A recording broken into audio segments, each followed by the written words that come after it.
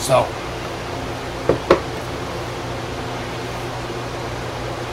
what do you do when you're King of Kings?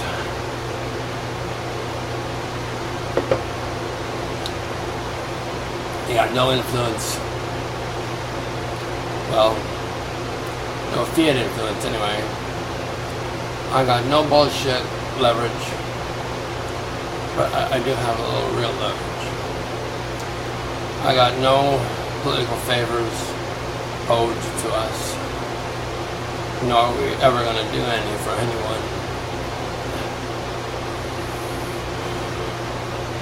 Now, I don't know what, if anything, you've been thinking of us this last little while. We've been begging you to worship the truth until we're blue in the face. My suspicion is some of you listened and some of you didn't, of course.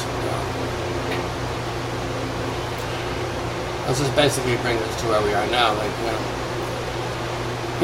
in the Bible and in any serious metaphysical, teaching, you will learn that there are laws, subtle laws in this universe that affect all sentience. That means if you can wonder what if, cognize fraud, or wonder whether you should wear your blue purse or your red purse with your black dress this evening, you're part of the deal. And see, my God lives inside you. It's going to sound like a really far-fetched story, but he does. And part of our job is to get both him and you back to the garden, back to the promised land to begin with, the Garden of Eden and paradise in view. That's just where it begins. It's really very nice real estate, really. But there's a cost to come away with us, and that is all of your lies, all of your fraud, and all of your crime, secret, covert, overt, or otherwise, confessed, Bergermain, and basically to anyone who stands still long enough, YouTube would be a good format for this. Like, have 7 billion people in an account on YouTube, all speaking, all performing the King's Bar for the public, so we can view it as well as read a copy of your misaligned integrity issues. This is the deal. This is, I am your king, and this is going to happen. This is happening now. Get used to it. Here's your choice. Choose. Worship the truth. It's going to be good for you. Whether you like it or not, whether you want to or not, whether you think I'm stupid or not, whether you don't like my hairstyle or my attitude or any other goddamn thing, is extraneous to the fact that the worship of the true is necessary for your personal survival. Otherwise, you're signing up for worm dancing classes, and I gotta tell you, it's even more boring than listening to liars talk. So, and by the way, if you happen to be a remote fan of mine at all interested in our offerings here, if you recall correctly, I wondered, why women were attracted to me. I couldn't figure it out. I thought perhaps it was my big tummy. You can see it here. Anyway, yeah, quite a sized tummy. I thought perhaps that was it. Some kind of secret pagan voodoo that was, culling the blooms of feminine femininity in our direction. And that's not what it is. My big belly cannot take credit for this. Nor can my great looks and sharp wit. What it is, I worship the truth. and have been doing it for a while, and they adore women. Well, some women. And worship some others, and have really, really, really good demonic recall with over 200 others.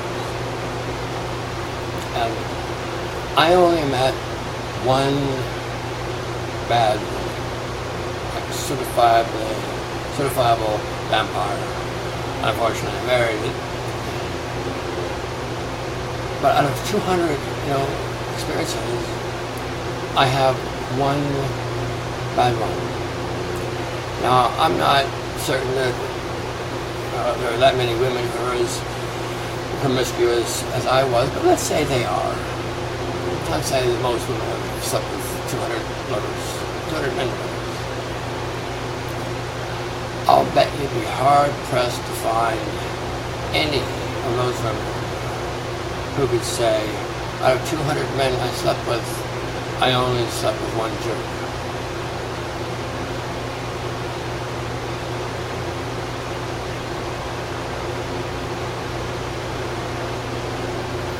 As king, we notice things. Now, women have other issues that are mauling them and making them vomitous to look at, and ugly as stink under dirty fingernails, but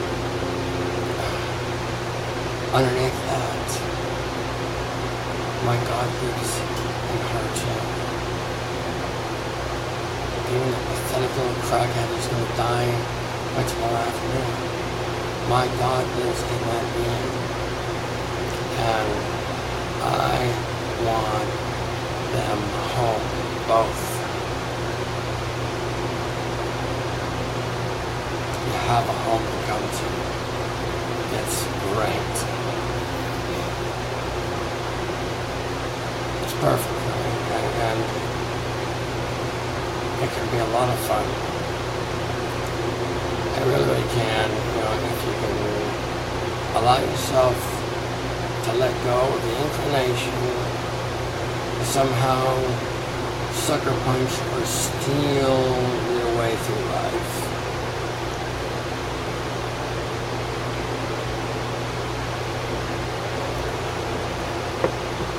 And instead commit yourself to the proposition of adding value.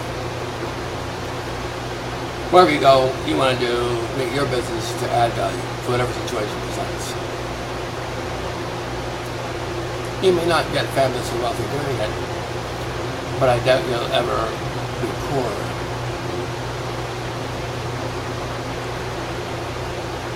If you practice whatever business you are in, consistent with the laws of God, you also may not get fabulously wealthy, but you will do better than most. You will have no financial worry, basically. If you seek to circumvent the laws of God as they pertain to finance, you can expect a rather strenuous, stressful road home that may yield you some profit, but likely is not will yield you a swift kick in the ass and not much more for your efforts.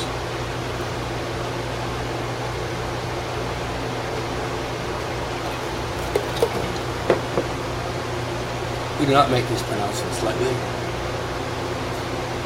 We have seen the fruit of this conduct too often to ignore, and I would be remiss if I did not point this out to the entire 7 billion of you as in Braille as it's possible to get for sighted people to cotton. You're stupid. And you're boring. And the reason you're stupid and you're boring is you lie. I know it sounds far-fetched, but trust me.